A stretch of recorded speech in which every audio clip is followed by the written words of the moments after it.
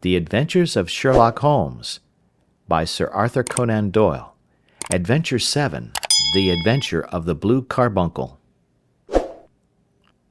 I had called upon my friend Sherlock Holmes upon the second morning after Christmas, with the intention of wishing him the compliments of the season.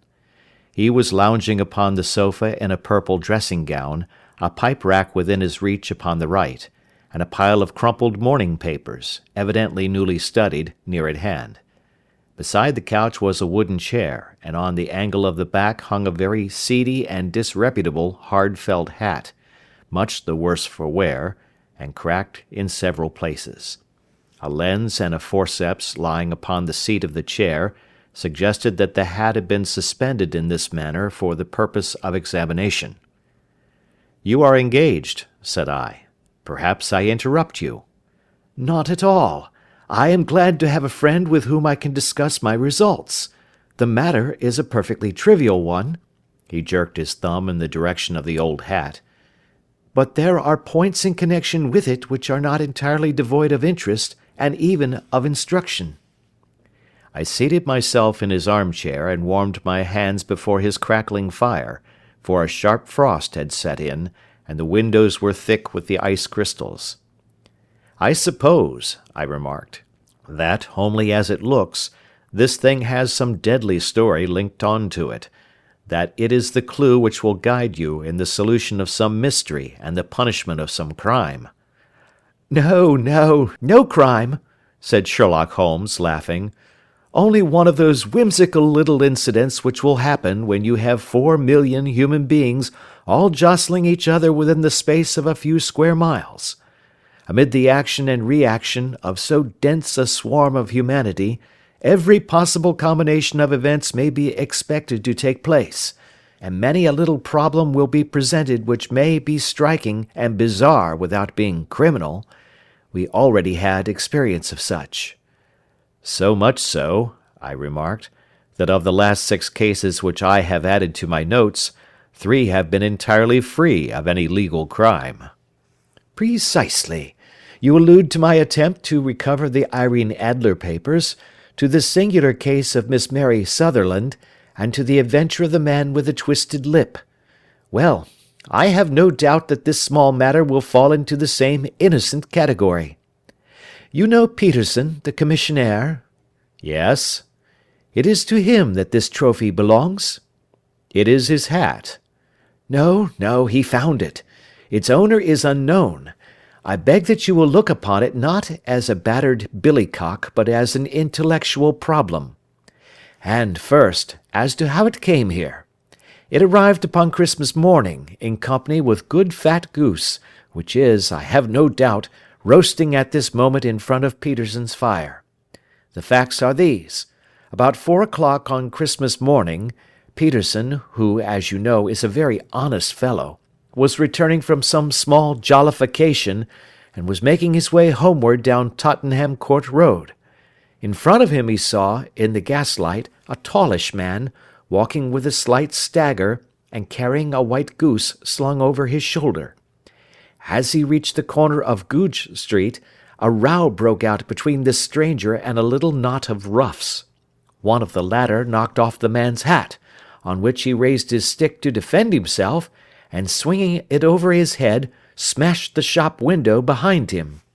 Peterson had rushed forward to protect the stranger from his assailants, but the man, shocked at having broken the window, and seeing an official-looking person in uniform rushing towards him, dropped his goose, took to his heels, and vanished amid the labyrinth of small streets which lie at the back of Tottenham Court Road.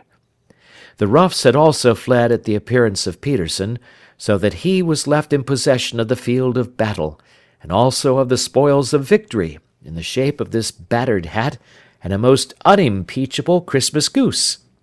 "Which surely he restored to their owner." "My dear fellow, there lies the problem. It is true that 'For Mrs. Henry Baker' was printed upon a small card which was tied to the bird's left leg, and it is also true that the initials H.B.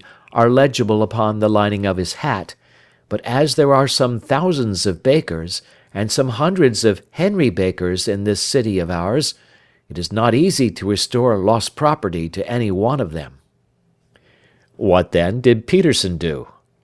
"He brought round both hat and goose to me on Christmas morning, knowing that even the smallest problems are of interest to me. The goose we retained until this morning, when there were signs that, in spite of the slight frost, it would be well that it should be eaten without unnecessary delay. Its finder has carried it off, therefore, to fulfill the ultimate destiny of a goose, while I continue to retain the hat of the unknown gentleman who lost his Christmas dinner." "Did he not advertise?" "No." "Then what clue could you have as to his identity?" "Only as much as we can deduce." "From his hat?" "Precisely." "But you are joking. What can you gather from this old battered felt?" "Here is my lens. You know my methods. What can you gather yourself as to the individuality of the man who has worn this article?" I took the tattered object in my hands and turned it over rather ruefully.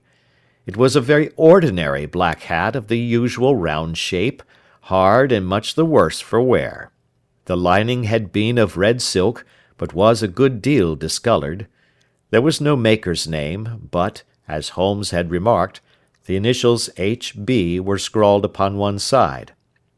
It was pierced in the brim for a hat securer, but the elastic was missing. For the rest, it was cracked, exceedingly dusty, and spotted in several places, although there seemed to have been some attempt to hide the discoloured patches by smearing them with ink. "I can see nothing," said I, handing it back to my friend. "On the contrary, Watson, you can see everything. You fail, however, to reason from what you see. You are too timid in drawing your inferences." "Then pray tell me what it is that you can infer from this hat." He picked it up and gazed at it in the peculiar introspective fashion which was characteristic of him. "It is perhaps less suggestive than it might have been," he remarked, "and yet there are a few inferences which are very distinct, and a few others which represent at least a strong balance of probability. That the man was highly intellectual is of course obvious upon the face of it, and also that he was fairly well-to-do within the last 3 years, although he has now fallen upon evil days. He had foresight, but has less now than formerly, pointing to a moral retrogression, which, when taken with the decline of his fortunes, seems to indicate some evil influence, probably drink, at work upon him. This may account also for the obvious fact that his wife has ceased to love him." "My dear Holmes!" "He has, however, retained some degree of self-respect," he continued, disregarding my remonstrance. "He is a man who leads a sedentary life, goes out little, is out of training entirely, is middle-aged, has grizzled hair which he has had cut within the last few days, and which he anoints with lime cream. These are the more patent facts which are to be deduced from this hat. Also, by the way, that it is extremely improbable that he has gas laid on in his house." "You are certainly joking, Holmes." "Not in the least. Is it possible that even now, when I give you these results, you are unable to see how they are attained?" "I have no doubt that I am very stupid, but I must confess that I am unable to follow you. For example, how did you deduce that this man was intellectual?" For answer, Holmes clapped the hat upon his head. It came right over the forehead and settled upon the bridge of his nose. "It is a question of cubic capacity," said he. "A man with so large a brain must have something in it." "The decline of his fortunes, then?" "This hat is 3 years old. These flat brims curled at the edge came in then. It is a hat of the very best quality. Look at the band of ribbed silk and the excellent lining. If this man could afford to buy so expensive a hat 3 years ago, and has had no hat since, then he has assuredly gone down in the world." "Well, that is clear enough, certainly. But how about the foresight and the moral retrogression?" Sherlock Holmes laughed. "Here is the foresight," said he, putting his finger upon the little disc and loop of the hat securer. "They are never sold upon hats. If this man ordered one, it is a sign of a certain amount of foresight, since he went out of his way to take this precaution against the wind. But since we see that he has broken the elastic and has not troubled to replace it, it is obvious that he has less foresight now than formerly, which is a distinct proof of a weakening nature. On the other hand, he has endeavoured to conceal some of these stains upon the felt by daubing them with ink, which is a sign that he has not entirely lost his self-respect." "Your reasoning is certainly plausible." "The further points, that he is middle-aged, that his hair is grizzled, that it has been recently cut, and that he uses lime cream, are all to be gathered from a close examination of the lower part of the lining. The lens discloses a large number of hair ends, clean cut by the scissors of the barber. They all appear to be adhesive, and there is a distinct odour of lime cream. This dust, you will observe, is not the gritty grey dust of the street, but the fluffy brown dust of the house, showing that it has been hung up indoors most of the time, while the marks of moisture upon the inside are proof positive that the wearer perspired very freely, and could therefore hardly be in the best of training." "But his wife? You said that she had ceased to love him." "This hat has not been brushed for weeks. When I see you, my dear Watson, with a week's accumulation of dust upon your hat, and when your wife allows you to go out in such a state, I shall fear that you also have been unfortunate enough to lose your wife's affection." "But he might be a bachelor." "Nay, he was bringing home the goose as a peace offering to his wife. Remember the card upon the bird's leg." "You have an answer to everything. But how on earth do you deduce that the gas is not laid on in his house?" "One tallow stain, or even two, might come by chance, but when I see no less than 5, I think that there can be little doubt that the individual must be brought into frequent contact with burning tallow. Walks upstairs at night, probably, with his hat in one hand and a guttering candle in the other. Anyhow, he never got tallow stains from a gas jet. Are you satisfied?" "Well, it is very ingenious," said I, laughing. "But since, as you said just now, there has been no crime committed, and no harm done save the loss of a goose, all this seems to be rather a waste of energy." Sherlock Holmes had opened his mouth to reply, when the door flew open, and Peterson, the commissionaire, rushed into the apartment with flushed cheeks and the face of a man who is dazed with astonishment. "The goose, Mr. Holmes! The goose, sir!" he gasped. "Eh? What of it, then? Has it returned to life and flapped off through the kitchen window?" Holmes twisted himself round upon the sofa to get a fairer view of the man's excited face. "See here, sir! See what my wife found in its crop!" He held out his hand, and displayed upon the centre of the palm a brilliantly scintillating blue stone, rather smaller than a bean in size, but of such purity and radiance that it twinkled like an electric point in the dark hollow of his hand. Sherlock Holmes sat up with a whistle. "By Jove, Peterson," said he, "this is a treasure trove indeed. I suppose you know what you have got?" "A diamond, sir! A precious stone! It cuts into glass as though it were putty." "It's more than a precious stone. It is the precious stone." "Not the Countess of Morcar's blue carbuncle!" I ejaculated. "Precisely so. I ought to know its size and shape, seeing that I have read the advertisement about it in the Times every day lately. It is absolutely unique, and its value can only be conjectured, but the reward offered of £1,000 is certainly not within a 20th part of the market price." £1,000! Great Lord of mercy! The commissionaire plumped down into a chair, and stared from one to the other of us. "That is the reward, and I have reason to know that there are sentimental considerations in the background which would induce the Countess to part with half her fortune if she could but recover the gem." "It was lost, if I remember aright, at the Hotel Cosmopolitan," I remarked. "Precisely so, on December 22nd, just 5 days ago. John Horner, a plumber, was accused of having abstracted it from the lady's jewel case. The evidence against him was so strong that the case has been referred to the assizes. I have some account of the matter here, I believe." He rummaged amid his newspapers, glancing over the dates, until at last he smoothed one out, doubled it over, and read the following paragraph: "Hotel Cosmopolitan jewel robbery. John Horner, 26, plumber, was brought up upon the charge of having upon the 22nd instant abstracted from the jewel case of the Countess of Morcar the valuable gem known as the blue carbuncle. James Ryder, upper attendant at the hotel, gave his evidence to the effect that he had shown Horner up to the dressing-room of the Countess of Morcar upon the day of the robbery, in order that he might solder the second bar of the grate, which was loose.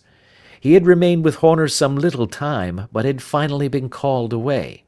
On returning, he found that Horner had disappeared, that the bureau had been forced open, and that the small morocco casket in which, as it afterwards transpired, the Countess was accustomed to keep her jewel, was lying empty upon the dressing-table. Ryder instantly gave the alarm, and Horner was arrested the same evening, but the stone could not be found either upon his person or in his rooms. Catherine Cusack, maid to the Countess, deposed to having heard Ryder's cry of dismay on discovering the robbery, and to having rushed into the room, where she found matters as described by the last witness. Inspector Bradstreet, B Division, gave evidence as to the arrest of Horner, who struggled frantically, and protested his innocence in the strongest terms. Evidence of a previous conviction for robbery having been given against the prisoner, the magistrate refused to deal summarily with the offence, but referred it to the assizes. Horner, who had shown signs of intense emotion during the proceedings, fainted away at the conclusion and was carried out of court. So much for the police court," said Holmes thoughtfully, tossing aside the paper. "The question for us now to solve is the sequence of events leading from a rifled jewel case at one end to the crop of a goose in Tottenham Court Road at the other. You see, Watson, our little deductions have suddenly assumed a much more important and less innocent aspect. Here is the stone. The stone came from the goose, and the goose came from Mr. Henry Baker, the gentleman with the bad hat, and all the other characteristics with which I have bored you. So now we must set ourselves very seriously to finding this gentleman, and ascertaining what part he has played in this little mystery. To do this, we must try the simplest means first, and these lie undoubtedly in an advertisement in all the evening papers. If this fail, I shall have recourse to other methods." "What will you say?" "Give me a pencil and that slip of paper. Now then, found at the corner of Goodge Street, a goose and a black felt hat. Mr. Henry Baker can have the same by applying at 6:30 this evening at 221B Baker Street. That is clear and concise." "Very, but will he see it?" "Well, he is sure to keep an eye on the papers, since, to a poor man, the loss was a heavy one. He was clearly so scared by his mischance in breaking the window, and by the approach of Peterson, that he thought of nothing but flight. But since then he must have bitterly regretted the impulse which caused him to drop his bird. Then again, the introduction of his name will cause him to see it, for everyone who knows him will direct his attention to it. Here you are, Peterson. Run down to the advertising agency and have this put in the evening papers." "In which, sir?" "Oh, in the Globe, Star, Pall Mall, St. James's, Evening News, Standard, Echo, and any others that occur to you." "Very well, sir. And this stone?" "Ah, yes. I shall keep the stone. Thank you. And I say, Peterson, just buy a goose on your way back and leave it here with me, for we must have one to give to this gentleman in place of the one which your family is now devouring." When the commissionaire had gone, Holmes took up the stone and held it against the light. "It's a bonny thing," said he. "Just see how it glints and sparkles.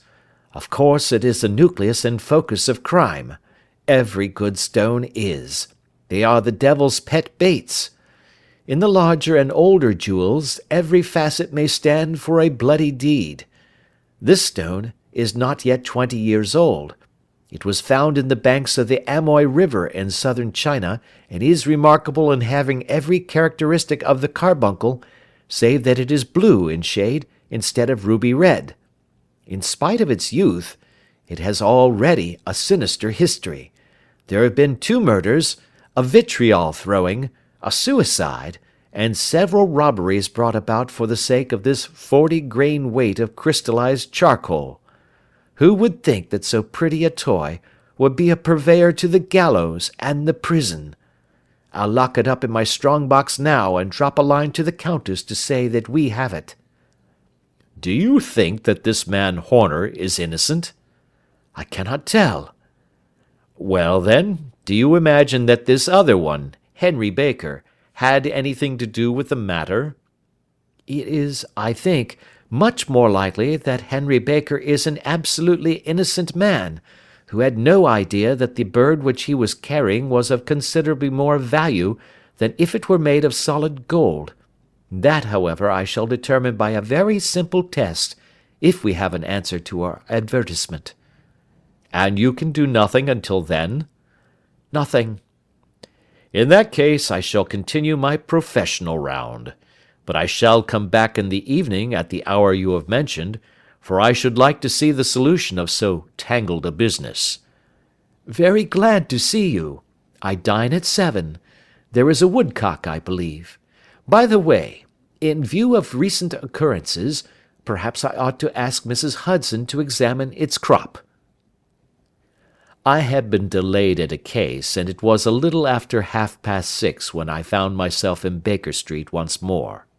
As I approached the house I saw a tall man in a Scotch bonnet, with a coat which was buttoned up to its chin, waiting outside in the bright semicircle which was thrown from the fanlight. Just as I arrived the door was opened, and we were shown up together to Holmes's room. "Mr. Henry Baker, I believe," said he, rising from his armchair and greeting his visitor with the easy air of geniality which he could so readily assume. "Pray take this chair by the fire, Mr. Baker. It is a cold night, and I observe that your circulation is more adapted for summer than for winter. Ah, Watson, you have just come at the right time.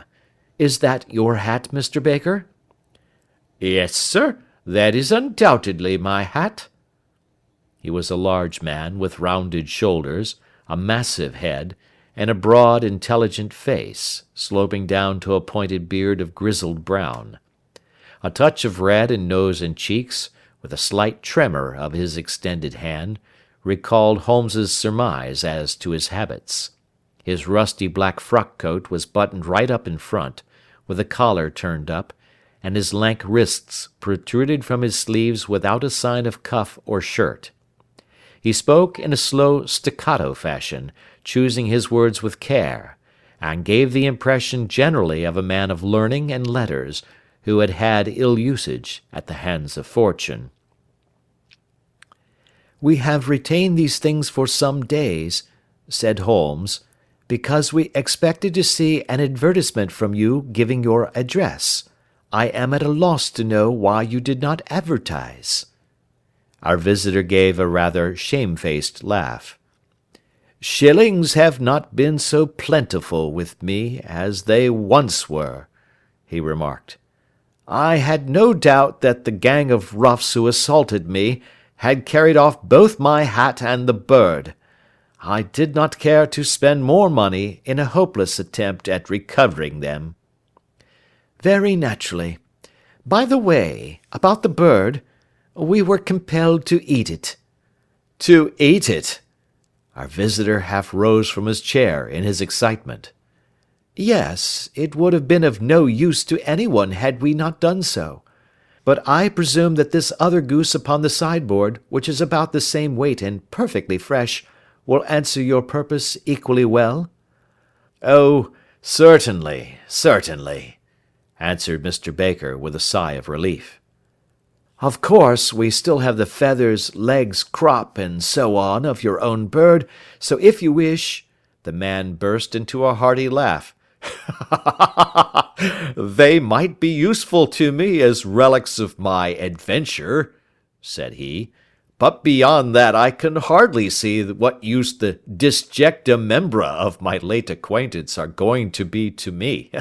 No, sir, I think that, with your permission, I will confine my attentions to the excellent bird which I perceive upon the sideboard. Sherlock Holmes glanced sharply across at me with a slight shrug of his shoulders. There is your hat, then, and there your bird, said he. By the way, would it bore you to tell me where you got the other one from? I am somewhat of a fowl fancier, and I have seldom seen a better grown goose. Certainly, sir, said Baker, who had risen and tucked his newly gained property under his arm. There are a few of us who frequent the Alpha Inn, near the museum. We are to be found in the museum itself during the day, you understand. This year our good host, Windigate by name, instituted a goose club, by which, on consideration of some few pence every week, we were each to receive a bird at Christmas. My pence were duly paid, and the rest is familiar to you. I am much indebted to you, sir, for a Scotch bonnet is fitted neither to my years nor my gravity.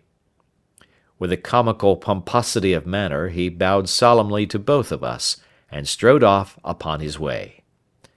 So much for Mr. Henry Baker, said Holmes, when he had closed the door behind him. It is quite certain that he knows nothing whatever about the matter. Are you hungry, Watson? Not particularly. Then I suggest that we turn our dinner into a supper and follow up this clue while it is still hot. By all means. It was a bitter night, so we drew on our ulsters and wrapped cravats about our throats. Outside, the stars were shining coldly in a cloudless sky, and the breath of the passers-by blew out into smoke like so many pistol shots. Our footfalls rang out crisply and loudly as we swung out through the Doctor's Quarter, Wimpole Street, Harley Street, and so through Wigmore Street into Oxford Street. In a quarter of an hour we were in Bloomsbury at the Alpha Inn, which is a small public-house at the corner of one of the streets which runs down into Holborn. Holmes pushed open the door of the private bar, and ordered 2 glasses of beer from the ruddy-faced, white-aproned landlord. Your beer should be excellent if it is as good as your geese, said he. My geese! The man seemed surprised. Yes, I was speaking only half an hour ago to Mr. Henry Baker, who was a member of your goose club. Ah, yes, I see. But you see, sir, them's not our geese. Indeed. Whose then? Well, I got the 2 dozen from a salesman in Covent Garden. Indeed. I know some of them. Which was it? Breckenridge is his name. Ah, I don't know him. Well, here's your good health, landlord, and prosperity to your house. Good night. Now for Mr. Breckenridge, he continued, buttoning up his coat as we came out into the frosty air. Remember, Watson, that though we have so homely a thing as a goose at one end of this chain, we have at the other a man who will certainly get 7 years' penal servitude unless we can establish his innocence. It is possible that our inquiry may but confirm his guilt, but in any case, we have a line of investigation which has been missed by the police, and which a singular chance has placed in our hands. Let us follow it out to the bitter end. Faces to the south, then, and quick march. We passed across Holborn, down Endell Street, and so through a zigzag of slums to Covent Garden Market. One of the largest stalls bore the name of Breckenridge upon it, and the proprietor, a horsey-looking man, with a sharp face and trim side-whiskers, was helping a boy to put up the shutters. "Good evening. It's a cold night," said Holmes. The salesman nodded, and shot a questioning glance at my companion. "Sold out of geese, I see," continued Holmes, pointing at the bare slabs of marble. "Let you have 500 tomorrow morning." "That's no good." "Well, there are some on the stall with the gas flare." "Ah, but I was recommended to you." "Who by?" "The landlord of the Alpha." "Oh, yes, I sent him a couple of dozen." "Fine birds they were, too. Now where did you get them from?" To my surprise, the question provoked a burst of anger from the salesman. "Now then, mister," said he, with his head cocked and his arms akimbo, "what are you driving at? Let's have it straight now." "It is straight enough. I should like to know who sold you the geese which you supplied to the Alpha." "Well then, I shan't tell you. So now." "Oh, it is a matter of no importance, but I don't know why you should be so warm over such a trifle." "Warm?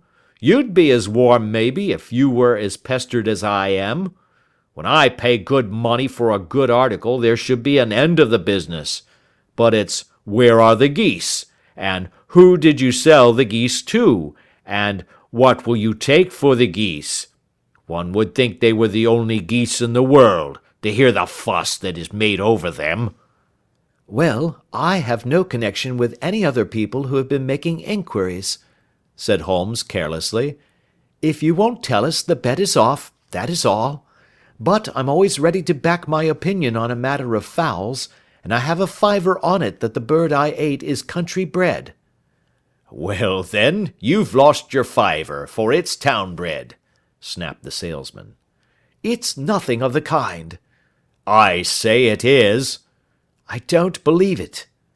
"Do you think you know more about fowls than I, who have handled them ever since I was a nipper? I tell you, all those birds that went to the Alpha were town bred." "You'll never persuade me to believe that." "Will you bet, then?" "It's merely taking your money, for I know that I am right.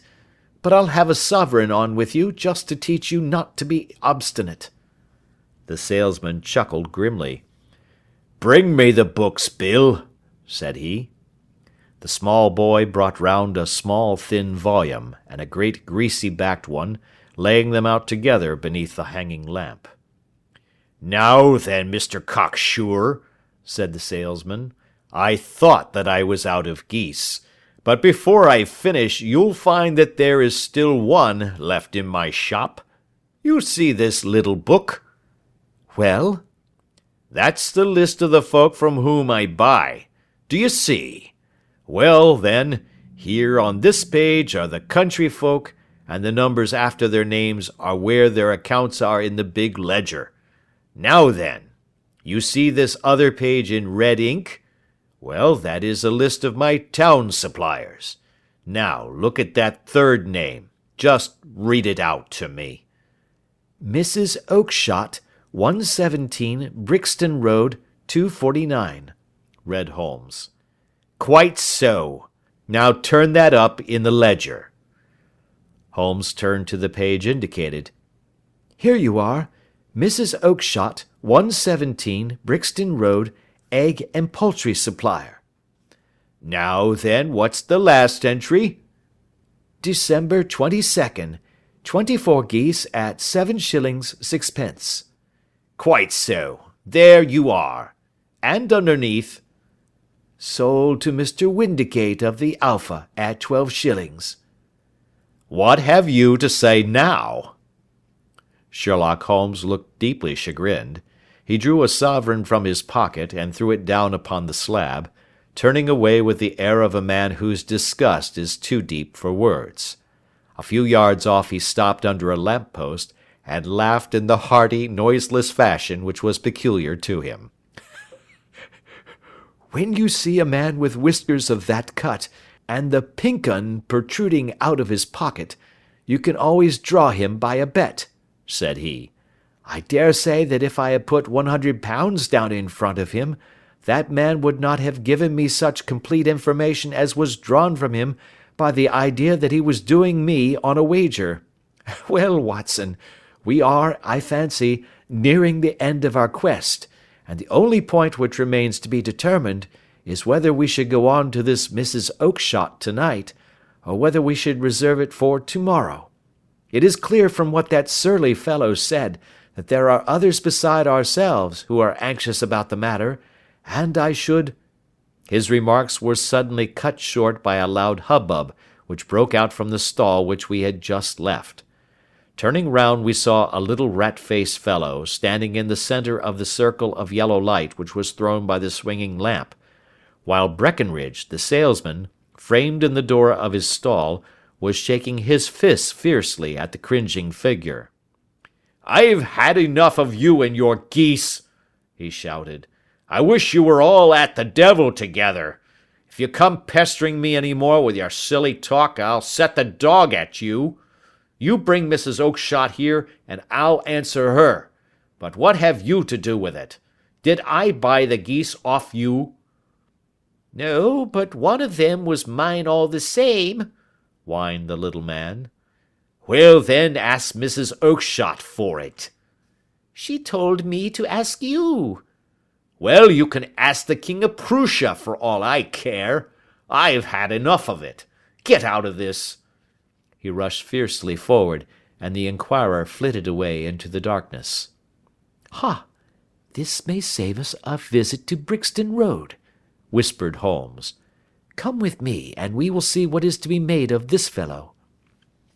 Striding through the scattered knots of people who lounged round the flaring stalls, my companion speedily overtook the little man, and touched him upon the shoulder. He sprang round, and I could see in the gaslight that every vestige of colour had been driven from his face.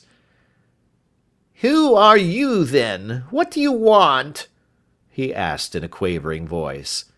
"You will excuse me," said Holmes blandly, "but I could not help overhearing the questions which you put to the salesman just now.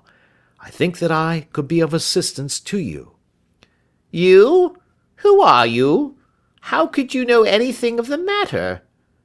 "My name is Sherlock Holmes. It is my business to know what other people don't know." "But you can know nothing of this." "Excuse me, I know everything of it. You are endeavouring to trace some geese which were sold by Mrs. Oakshott, of Brixton Road, to a salesman named Breckenridge, by him in turn to Mr. Windigate, of the Alpha, and by him to his club, of which Mr. Henry Baker is a member." "Oh, sir, you are the very man which I have longed to meet," cried the little fellow, with outstretched hands and quivering fingers. "I can hardly explain to you how interested I am in this matter." Sherlock Holmes hailed a four-wheeler which was passing. "In that case we had better discuss it in a cosy room, rather than in this wind-swept market-place," said he. "But pray tell me, before we go farther, who it is that I have the pleasure of assisting." The man hesitated for an instant. "My name is John Robinson," he answered with a sidelong glance. "No, no, the real name," said Holmes sweetly. "It is always awkward doing business with an alias." A flush sprang to the white cheeks of the stranger. "Well, then," said he, "my real name is James Ryder." "Precisely so. Head attendant at the Hotel Cosmopolitan. Pray step into the cab, and I shall soon be able to tell you everything which you would wish to know." The little man stood glancing from one to the other of us with half-frightened, half-hopeful eyes, as one who is not sure whether he is on the verge of a windfall or of a catastrophe. Then he stepped into the cab, and in half an hour we were back in the sitting-room at Baker Street. Nothing had been said during our drive, but the high, thin breathing of our new companion, and the claspings and unclaspings of his hands, spoke of the nervous tension within him. "Here we are," said Holmes cheerily as we filed into the room. "The fire looks very seasonable in this weather. You look cold, Mr. Ryder. Pray take the basket chair. I will just put on my slippers before we settle this little matter of yours. Now then, you want to know what became of those geese?" "Yes, sir." "Or rather, I fancy, of that goose. It was one bird, I imagine, in which you were interested. White, with a black bar across the tail."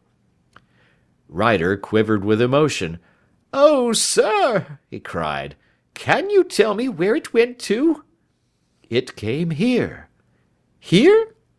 "Yes, and a most remarkable bird it proved. I don't wonder that you should take an interest in it.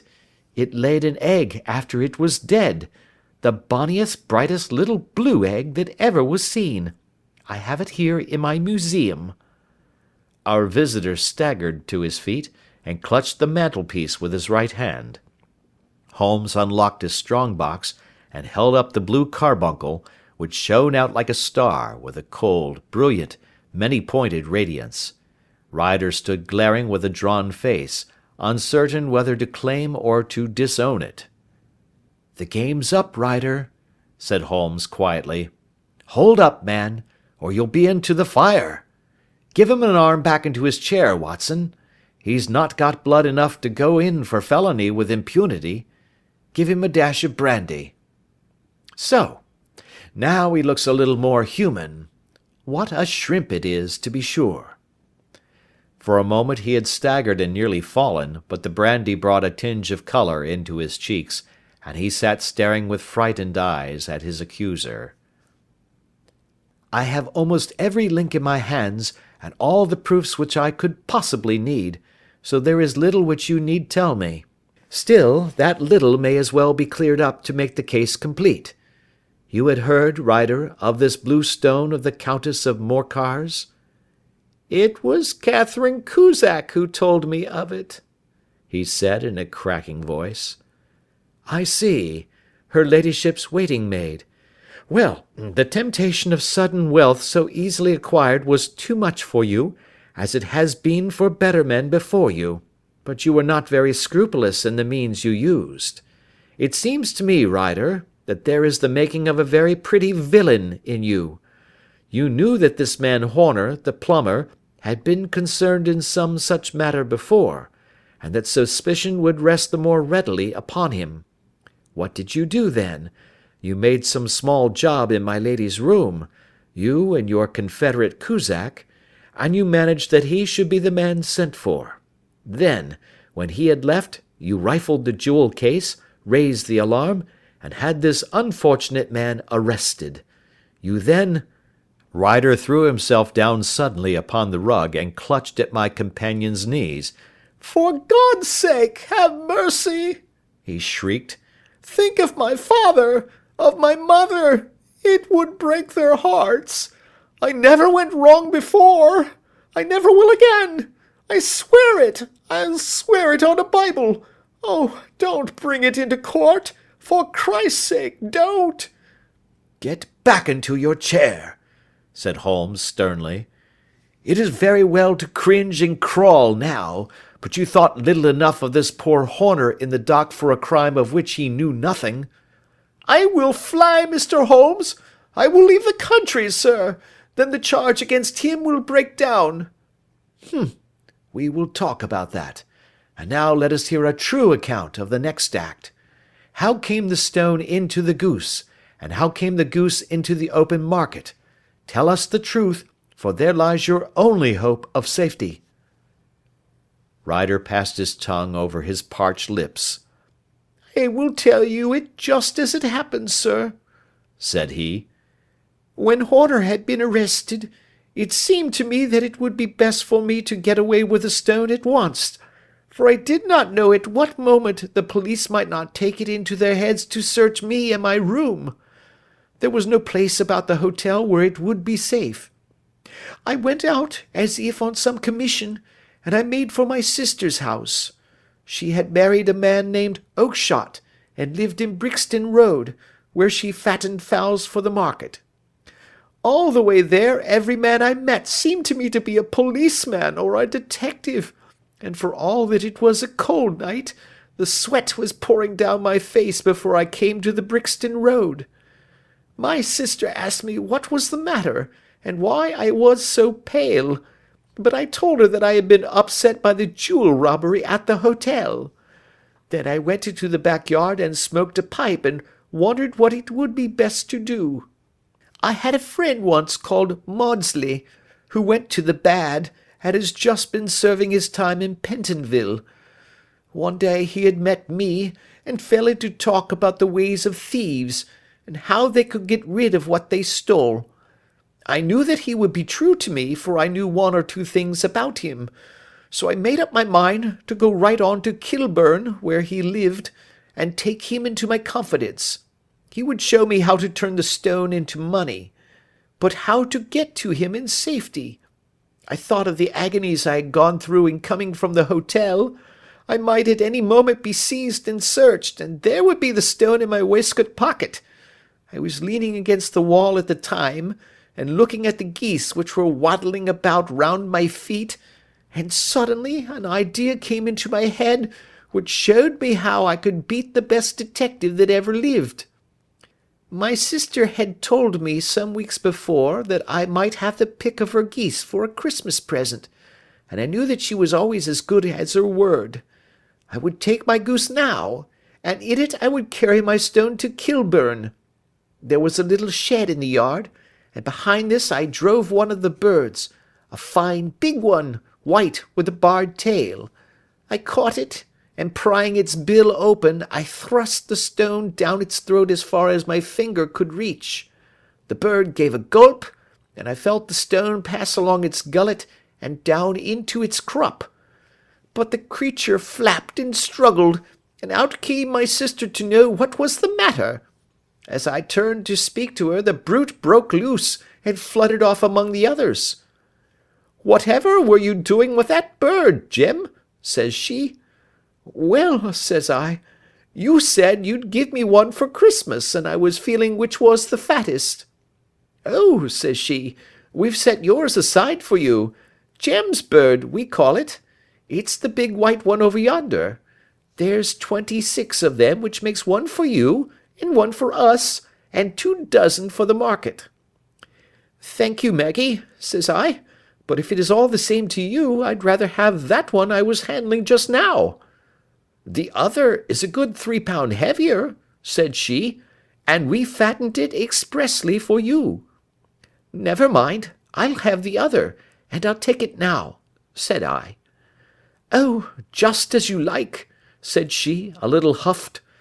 "Which is it you want, then?"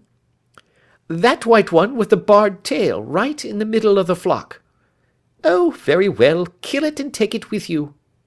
Well, I did what she said, Mr. Holmes, and I carried the bird all the way to Kilburn.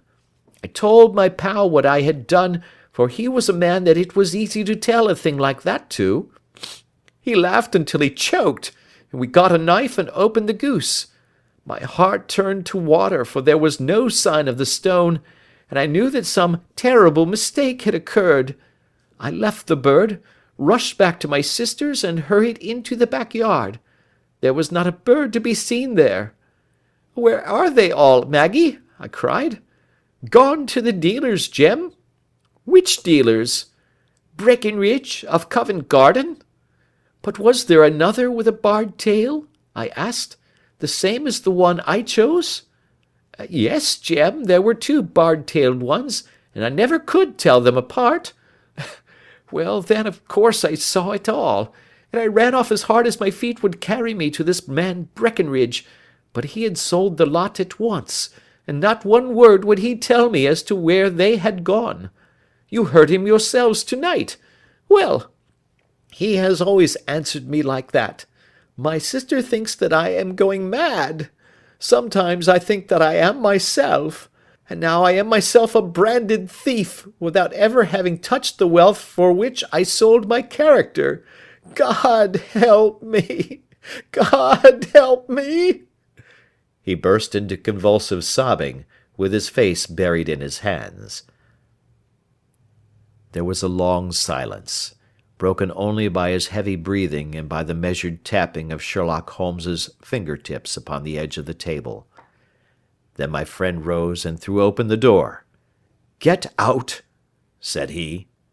"What, sir? Oh, heaven bless you!" "No more words. Get out." And no more words were needed. There was a rush, a clatter upon the stairs, the bang of a door, and the crisp rattle of running footfalls from the street. "After all, Watson," said Holmes, reaching up his hand for his clay pipe, "I am not retained by the police to supply their deficiencies. If Horner were in danger it would be another thing, but this fellow will not appear against him, and the case must collapse. I suppose that I am commuting a felony, but it is just possible that I am saving a soul. This fellow will not go wrong again. He is too terribly frightened. Send him to jail now, and you will make him a jailbird for life. Besides, it is the season of forgiveness. Chance has put in our way a most singular and whimsical problem, and its solution is its own reward. If you will have the goodness to touch the bell, Doctor, we will begin another investigation, in which also a bird will be the chief feature." End of Adventure 7.